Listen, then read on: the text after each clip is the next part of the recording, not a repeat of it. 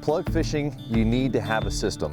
What I mean by having a system is that you need the exact same rod, reel, line, terminal tackle, all the way down to your plug for everything to work properly. That's just not one rod, that's every rod in your boat. So let's start off first with the rod.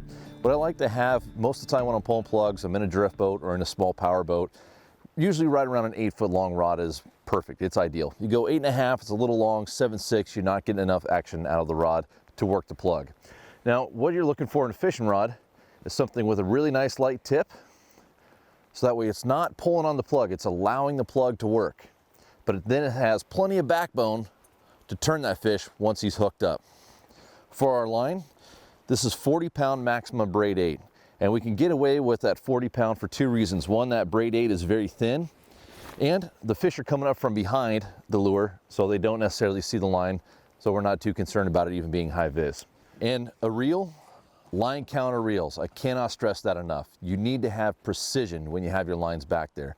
Everything needs to be perfectly set behind the boat, so that way you're forcing those fish into those pinch points. Moving down to our terminal tackle, 40-pound maximum braid 8, and I have that down to a small tornado chain swivel from Fishfield, and then just a little rubber bumper up on top, so that way you aren't reeling the chain swivel up into your eyelet.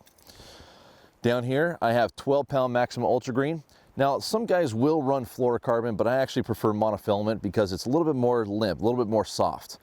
And I want this plug to have as much action as possible. And if you also notice right here, I have 2 dual locks down to my plug.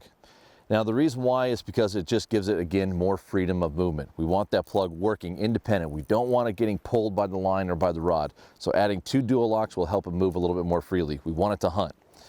Now down here to your plug, you can run 3.0 mag lips, 3.5s, fat wigglers. There's a lot of different plug options out there, whatever you have the most confidence in. And then on the bottom down here, you can add a little bit of scent, and if you do, put it right there in the belly in between the 2 hooks.